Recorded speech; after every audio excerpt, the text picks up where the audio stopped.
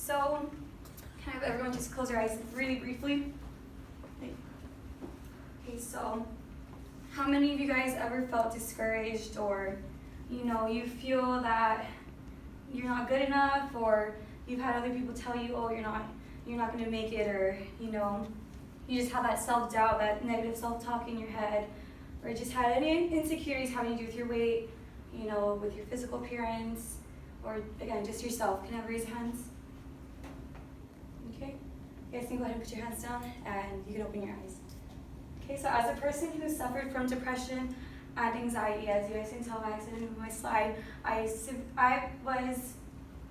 sorry, I'm getting a little anxious now, but I suffered with also very severe acne, which was caused by stress, and I was just a person who always had that negative self-talk. I had people bully me for it. Just growing up, life's tough. And I always thought, why is this happening to me?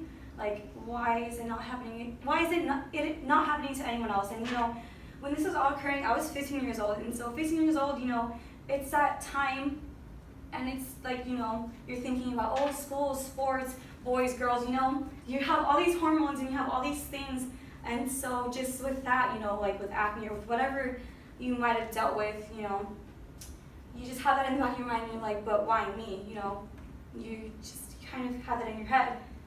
And I am here to convince you guys that just at least 30 minutes a day for 5 days out of the week can totally help you out, not with just how you feel on the inside, but also health-wise. Okay, so this is me before. And it's kind of embarrassing coming up here, showing what my past was, because for the longest time I didn't accept myself for who I was. I didn't love myself, I hated myself, I was always really insecure. I was always so focused on what everybody else around me was doing, and I didn't get to live my life because I was just so focused on being on the outside rather than the inside. And so that was me right there, As Sam mentioned in her presentation, you never really know what someone's going through. You kind of just you kind of put on that fake smile because everybody out there is doing it, and you're like, I'll go more into detail, but from here I was depressed, anxious all the time, was not very social, to here, as you can see, my skin cleared up, stress-free, happy, and confident. Okay, and so I'm going to mention 2 problems. So 2 problems are that 1.8, according to 1.8% of the United States, or actually worldwide, suffer from depression. And as I mentioned earlier, there are some people that, put that fake smile, and I don't know if you guys have heard this quote, but the most happiest, the ones who are more happy, the ones that are more joyful around everyone else are actually the ones that are the most saddest. And, again, I'm one of those people who pretended like everything was fine, that I was fine because I was so focused on pleasing everybody else rather than myself. My cousin, actually, back in 2010, I was 10 years old, committed suicide. He was, he had a girlfriend, he was captain of the basketball team, everything, it's like what every teenager wanted, everyone wanted to be in his place because he was that job popular, and he committed suicide, and you wouldn't think that someone who had it all would take their life away in a second. He had a gun to his head, gone. So as I mentioned earlier as well, always check up on your loved ones, check up on yourself as well. And 332 million worldwide suffer from anxiety. So also, these symptoms, you can actually, how do I say it? They're self-diagnosable, so, you don't have to necessarily go to a doctor and say, oh, you're depressed, you can notice the symptoms. Everybody has the days, I feel like shit, so, it's just a normal day, but, it's not normal when you have more sad days rather than good days, you know what I mean? And also, another problem is obesity has affected 93.9 million of the U.S. population, so, I also was considered obese back in my sophomore year because, I've been doing weightlifting for quite a while, and so they considered that obese just because they didn't count the body mass index. And so, of course, I was going to come out obese, but in reality, it was just muscle mass. But I mean, I'm talking about other people who are always, eating fast foods, not finding different alternatives, or not even putting exercise at all. And the causes of depression, anxiety. For me, it was my tradition because I live in a Mexican household where you're told to toughen it out and, stick it out, things are gonna get better. People have it worse than you, but, whatever you're going through, your situation, yes, there are other people going through situations, but you are the only one that really understands what you're going through. And so if you just kind of keep it all inside, you're gonna kind of explode. And I actually came across this tweet, and it was kind of funny because it was so relatable to me, but it's not until when you have like a random outburst, of like, you having like a mental breakdown or anxiety attack in front of everyone, and then that's when people realize you need help. And you're looked as crazy because, you never got the help that you really needed.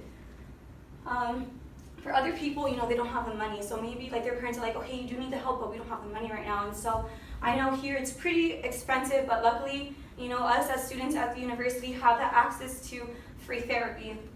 And a lot of people don't know where to start, so they don't know where to seek help just because, maybe their whole lives are like, oh, like there's no way you can be helped, like just deal with it. And another cause for not going to the gym, people who really need the exercise or just the exercise, they are in fear of like people like criticizing them at the gym, I'm probably not doing the right technique, that's why that person's staring at me.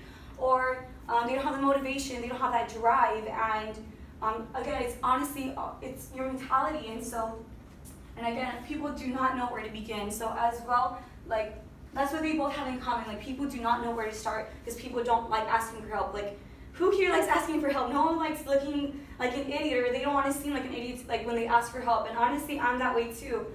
And so it's kind of relatable.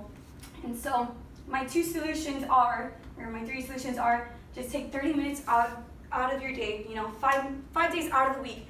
How much is 30 minutes? It's like a TV show. So, you can make that sacrifice of like, oh, I'm not gonna watch this show because, I'm gonna focus on really exercising, to help me physically and mentally. And again, seek help and make yourself a priority. Because if you don't do that, who's gonna do that for you? It's not up to somebody else to tell you, oh, you need to feel good because you have all these things going for you, or oh, you need to do this, or you need to exercise because you need to stay in shape. That's all up to you. And when I first began weightlifting, I was 16 years old. And so when I first began, my mom signed me up for a gym membership, and I only joined because my brother was joining the gym, and I was like, why does he get a membership and not me? And so I didn't really know much, and I would just go and I do cardio, but I noticed that eventually it started making me feel well. But as time went on, I noticed I wasn't making any progress, and so I realized I was there for all the wrong reasons. I wasn't there because, like I wanted to better my mental health. I was there just for the physical looks and because my brother was going. So, I wasn't really on track, and it wasn't until I realized, like, okay, I need, like, this actually makes me feel good. So I started setting some goals for myself like I wouldn't before.